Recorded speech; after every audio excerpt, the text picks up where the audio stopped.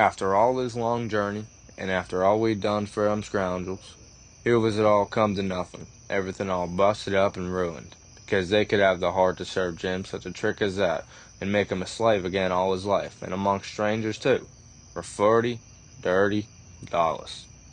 Once I said to myself, it would be 1,000 times better for Jim to be a slave at home where his family was, as long as he got to be a slave.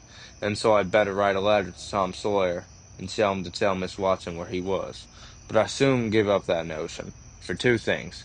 She'd be mad and disgusted at his rascality and ungratefulness for leaving her, and so she'd sell him straight down the river again, and if she didn't, everybody naturally despised an ungrateful feller and they'd make Jim feel it all the time, and so he'd feel ornery and disgraced.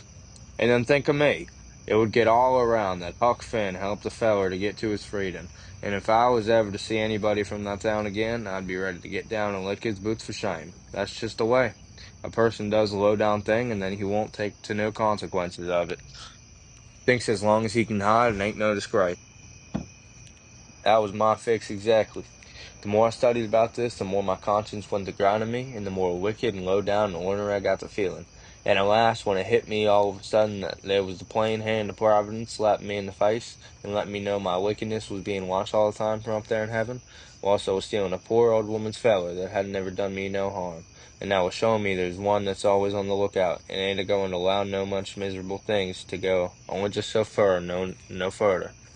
I almost dropped in my tracks, I was so scarred. Well, I tried the best I could to kind of soften it up somehow for myself by saying I was brung up wicked, and so I weren't so much to blame. But something inside of me kept saying, it was a Sunday school. You could have gone to it, and if you'd have done that, they'd have learnt you. They're that people that acts as I'd been acting about the feller goes to everlasting fire.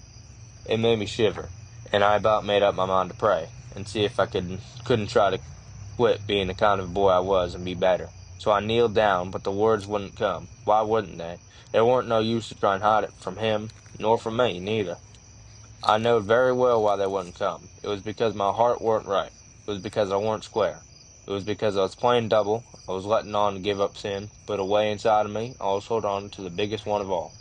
I was trying to make my mouth say I would do the right thing and the clean thing and go right to that feller's owner and tell where he was, but deep down in me, I knowed it was a lie, and he knowed it. You can't pray a lie. I found that out. So I was full of troubles, full as I could be, and didn't know what to do. At last I had an idea, and I says, I'll go and write the letter, and then see if I can pray. Why, it was astonishing, the way I felt as light as a feather, right straight off, and my troubles all gone. So I got a piece of paper and a pencil, all glad and excited, and sat down and wrote, Miss Watson, your runaway feller Jim is down here 2 mile below Pikesville, and Mr. Phelps has got him, and he will give him up the reward if you send. Huck Finn. I felt good and all washed clean of sin for the first time I'd ever felt so in my life, and I knowed I could pray now, but I didn't do it straight off, but laid the paper down and sat there thinking how good it was all this happened so, and how near I came to being lost and going to hell, and went on thinking, and got to thinking over our trip down the river, and I see Jim before me all the time in the day, and in the night time, sometimes moonlight, sometimes storms, and we are floating along talking and singing, and laughing. But somehow I couldn't seem to strike no place to harden me against him, but only the other kind I'd see him standing my watch on top of his, instead of calling me so I could go on sleeping, and see how glad he was when I come back out of the fog, and when I come to him again in the swamp, up there where the feud was, and such like times, and would always call me honey, and pet me, and do everything he could think of for me, and how good he always was, and at last I struck the time. I saved him by telling the men we had smallpox aboard, and he was so grateful, and said I was the best friend Jim ever had, and the only friend he's got now. And then I happened to look around and see that paper. It was a close-up. I took it and held it in my hand. I was a-trembling, because I got to decide, forever, betwixt two things, and I knowed it. I studied a minute, sort of holding my breath. All right then, I'll go to hell.